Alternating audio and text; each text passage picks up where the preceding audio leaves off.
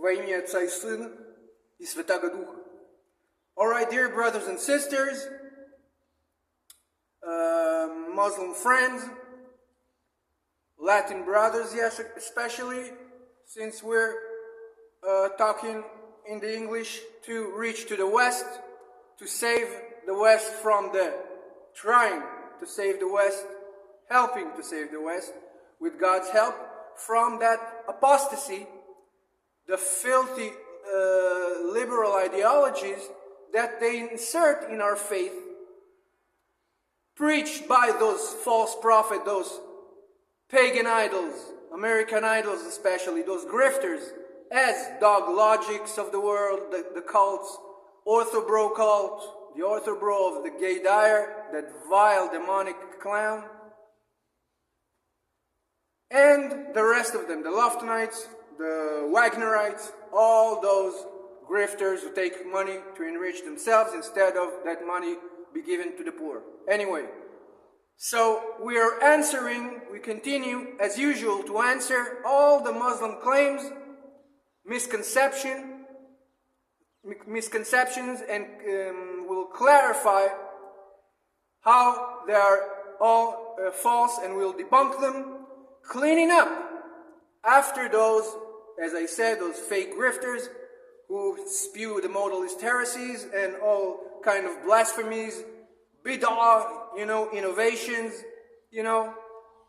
interpreting the scriptures and everything, like the Protestants that they are, arguing from the scriptures, interpreting themselves as the heretics they are, instead of always going to the infallible, inspired, yes, sacred oral tradition taught in the works of the fathers, by the fathers who are heirs of the apostles, as their class of interpreters of the sacred tradition.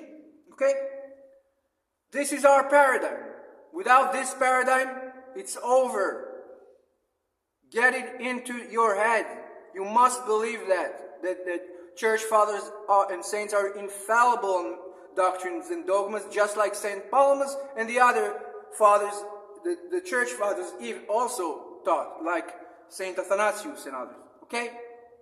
They are always harmonized, just like the four Gospels and the Old Testaments, all with each other. Okay? As they taught and demonstrated, as we over and over explain. Now, we focus lately more, but it always connected to the subject anyway, so that false rabbi, Singer, we focus on him more, his specific claims, but basically those claims of his, he puts in the minds of Muslims, confuse them, and putting false ideas into their heads, and they use his arguments in order to falsify our Christian faith. So he lies about our saints, both our characters, calling them anti-Semites. No, they love the Jews. They wanted their salvation, and still do, in the place that they are now, the holy place, waiting for the resurrections with the other patriarch. So let's focus on Rabbi Singer's false claims, okay? Let's start with this. Again, just like we explained in Ezekiel, because he thinks that the last chapters describe the Messianic age, because he's ignorant, because it talks about the last time the Jews returned the Israelites from their exiles, the Judeans, and the remnant, what was left from the Assyrian exile and everything. He talks about that. Nashi is not the Messiah, and he claims that the Messiah is not called Messiah, the last Messiah, that is Jesus Christos, the Son of God. He says that the scriptures the Old Testament doesn't call the Messiah in that name, but only others like David and the earthly messiahs, which are the kings of Israel. No, he says that a messiah is some leader anointed to a task. No, the anointings are not only prophets. The messiahs are not only prophets. There are prophet kings like King David, that dynasty, because the kings of Israel, the kings of Judea, were anointed with the oil called the Mishah. That's why it is Mashiach, the word, from that it comes, Messiah. The special oil that the prophet would put on the head of the king, who is also a prophet, anointed by God, okay? So this is what it means, not just a priest or some leader. That is the exact opposite. This is Nashi, a leader, not a Messiah. And the Messiah, the scriptures explicitly calls him David, which is the line of David, from the line of David, the son of, which is what Christos is. Okay?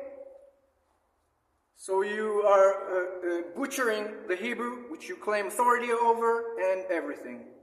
So no, just like in Ezekiel, the last chapters are not the Messianic age, but the return, the last return from the exile, which happened already fulfilled. So he also claims that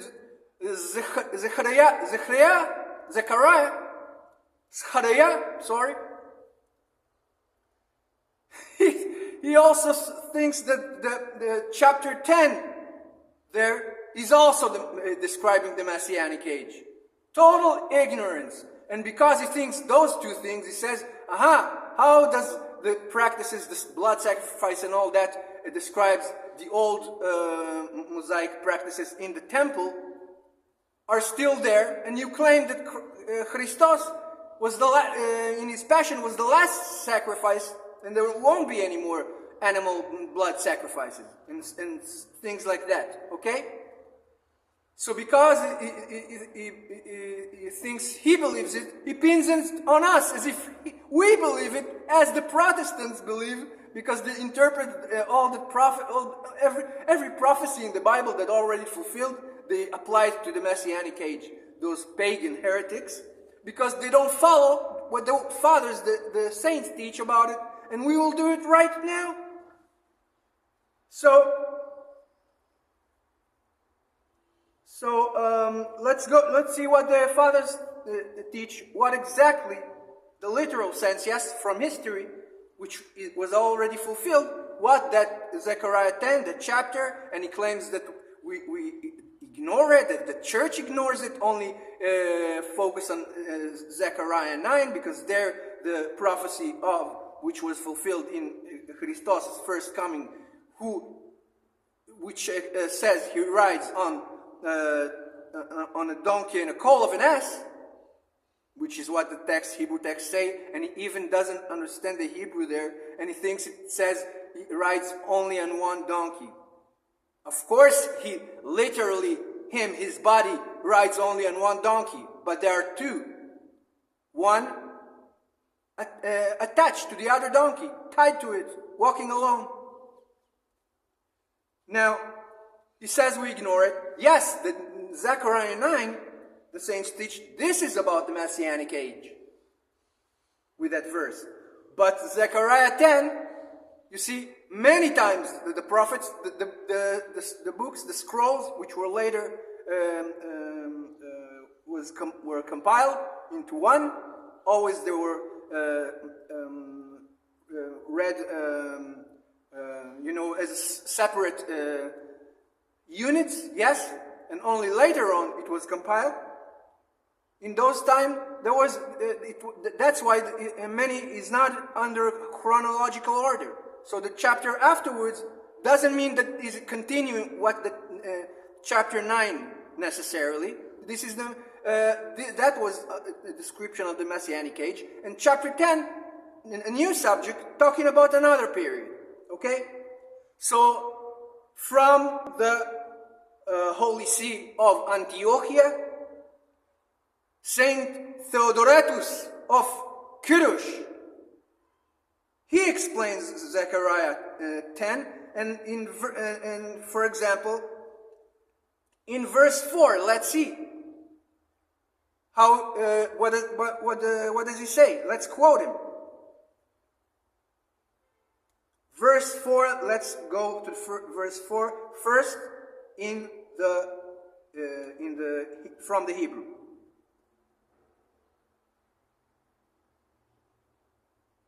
Let's go start from the beginning. Let's start from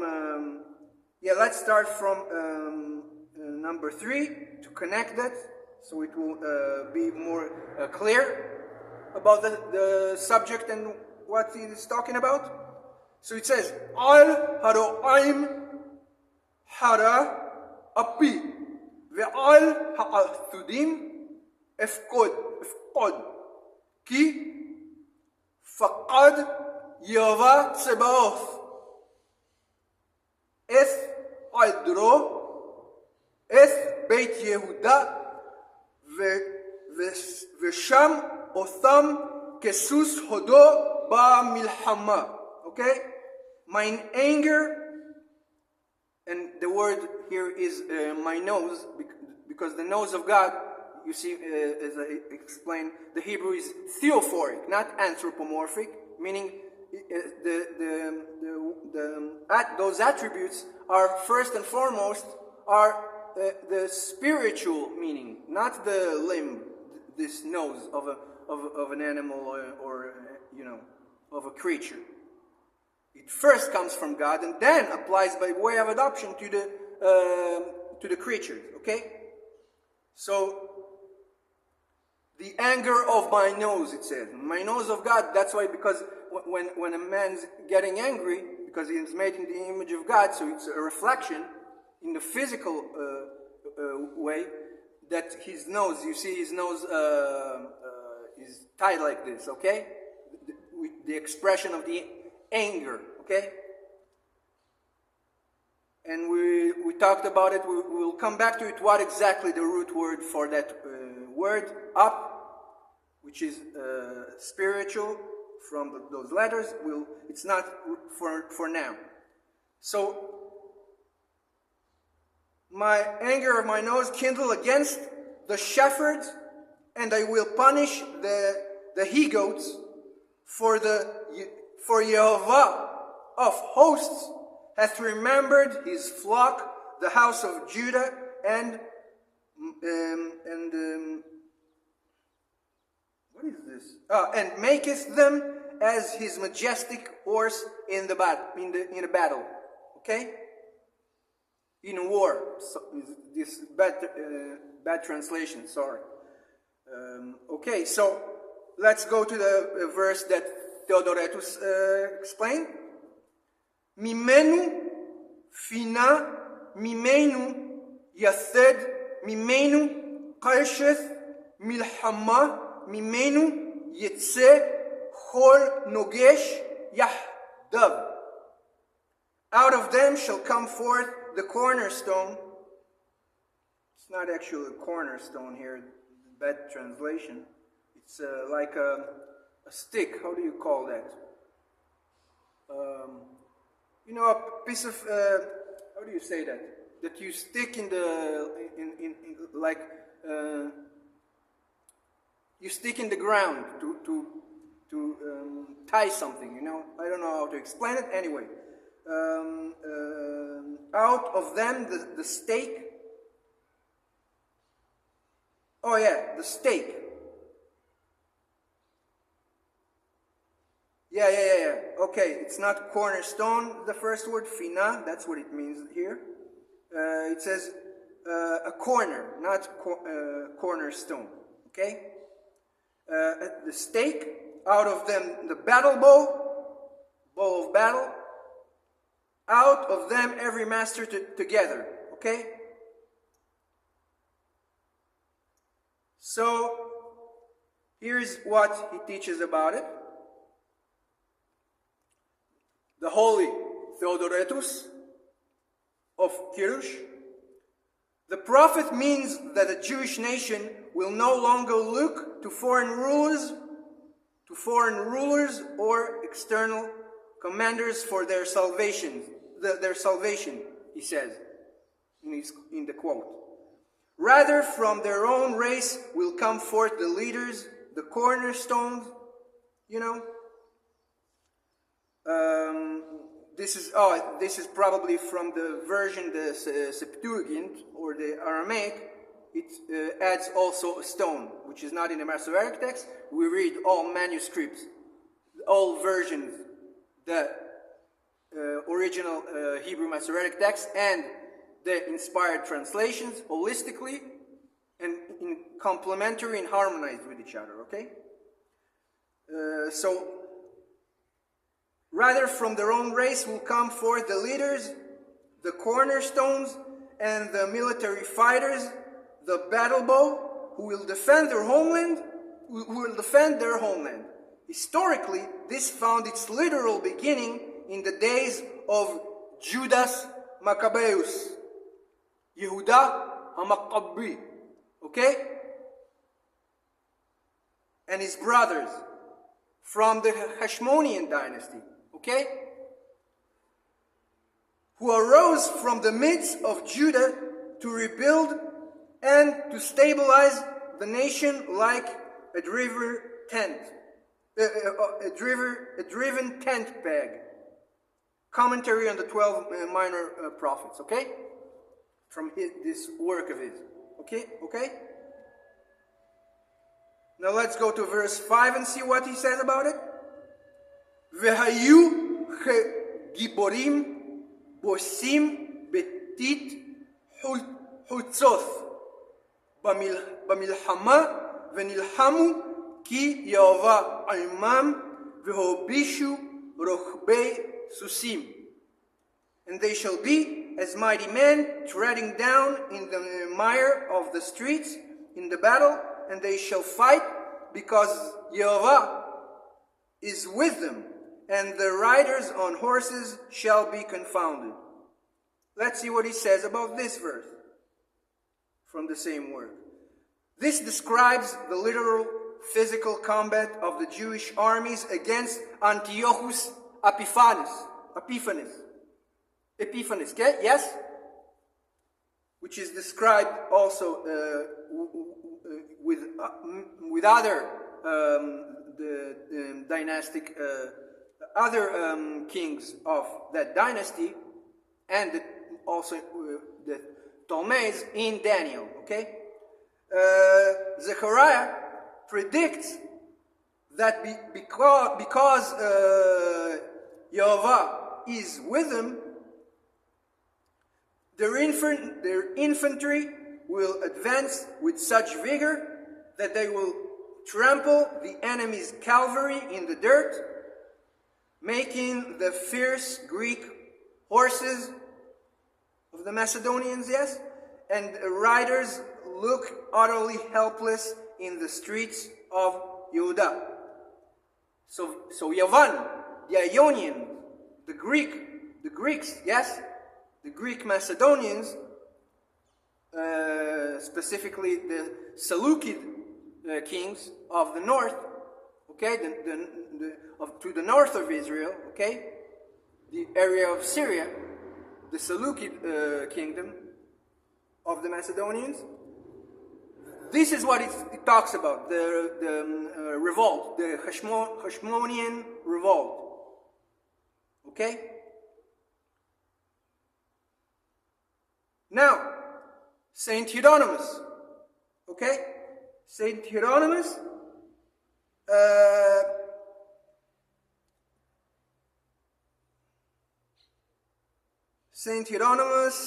where is it?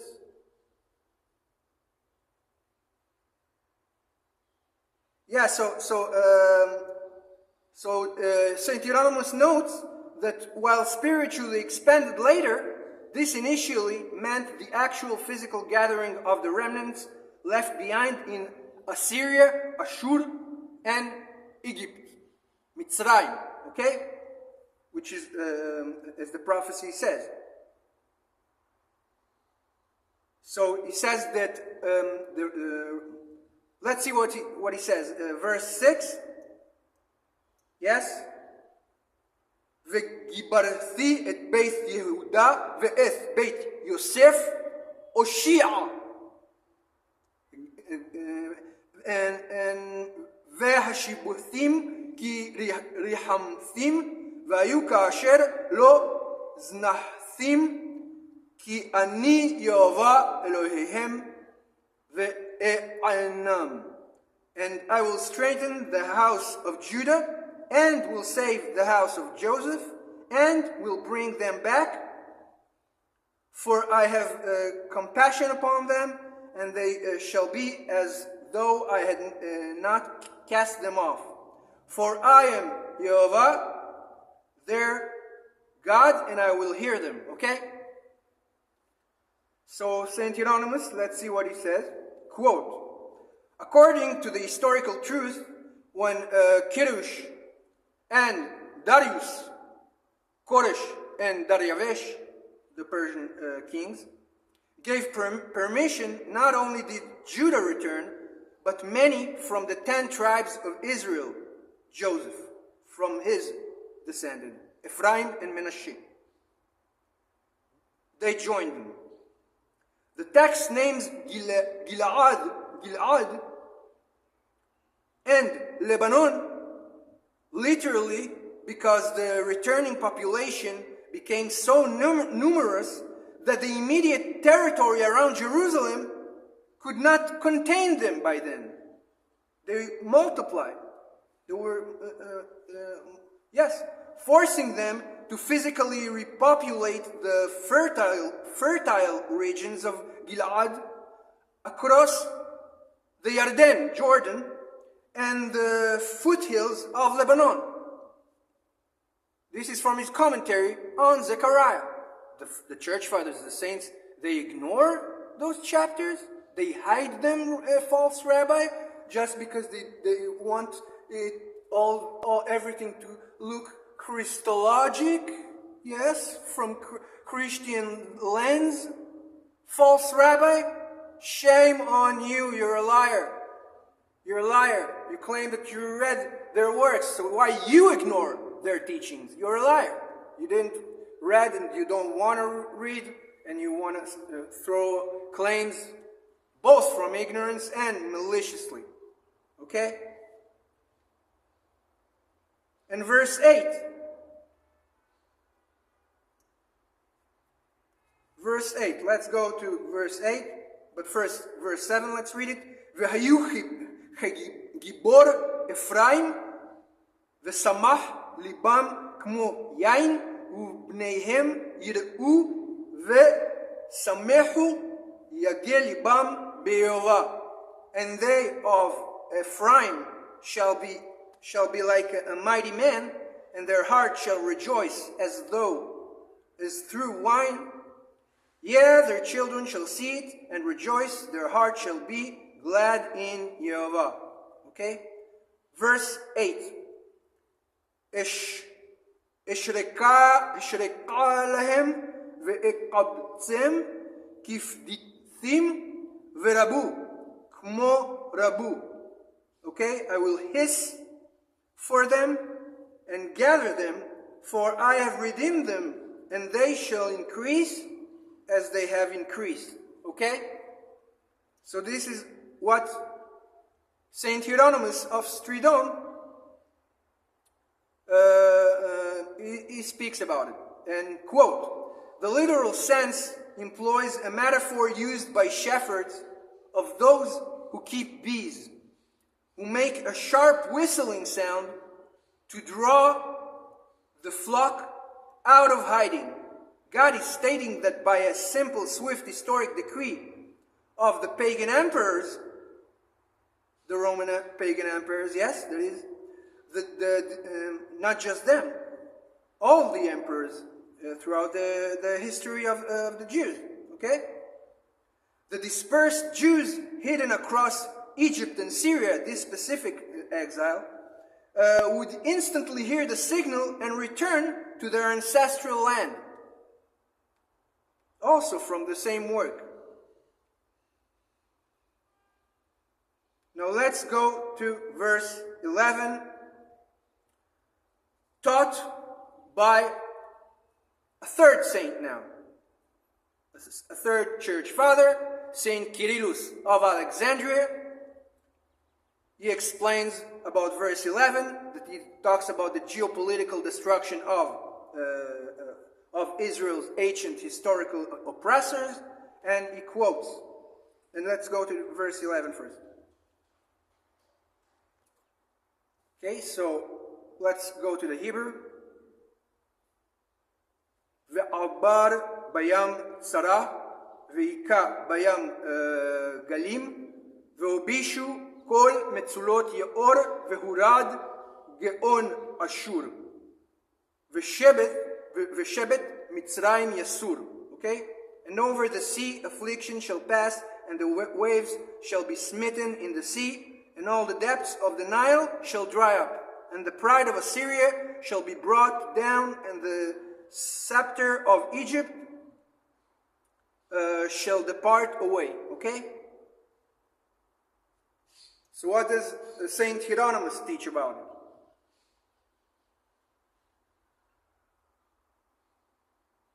Quote, in the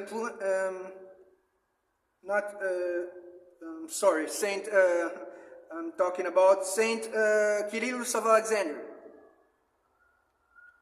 Quote, in the plain historical sense, the Lord is recalling the ancient path of the Exodus through the Red Sea to assure the returning exiles that no physical barrier will stop them. He predicts that the literal scepter, the imperial monarchies of the Ptolemies in Egypt and the Seleucid in Syria, as in the prophecy of Daniel, yes, which blocked the paths of the Jews, will be thoroughly broken and diminished, so that the people of God can walk in freedom.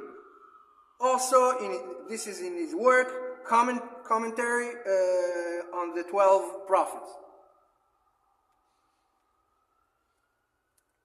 So, another saint, he speaks about rather the verses that we didn't read in the beginning, the first verses, 1 and 2. This is Saint Ioannis Chrysostomus of Constantinople, the Holy Ecumenical Patriarch. And he speaks about verses 1 and 2. Let's go to the Hebrew first. Sha'alu mi'ova matar be'ath malkosh Yehovah oshe hazizim umetar geshem iten lahem leish aishev bashadeh. Ki hathrafim dibru aven והקוסמים חזו שקר וחלומות השווא ידברו הבל ינחמון על כן נשאו כמו צאן יענו כי אין רועה. For the seraphs have spoken vanity, and the diviners have seen a lie, the magicians. And the dreams speak falsely, they comfort in vain. Therefore, they go their way like sheep. They are afflicted because there is no shepherd. Now, what does he teach about those? Let's see. The prophet, quote, the prophet is rebuking the historical practice of the ancestors who ran to the magicians and household gods during times of physical drought. He tells them to look at the physical sky and the soil. Yes? The idols spoke only empty words and lies, leaving the people like sheep without a real shepherd. Zechariah instructs them historically to ask the Creator alone for the physical rain that causes the grass in the field to grow for their livestock. Homilies on the prophets. Okay? Now, this is one point. I think it was sufficient enough. There are many examples in the saints. That will be sufficient enough. It's not about the Messianic age, ignorant false rabbi. So you're once again debunked on the prophets. So let's go finish it now, the first part, and we'll go to the next part right away. So please like, subscribe, watch all the way through, comment, do all those things to help the channel, and more importantly, to watch for the substance, so you can clean up yourselves after the heresies you hear all the time in the West. So we'll see you right away.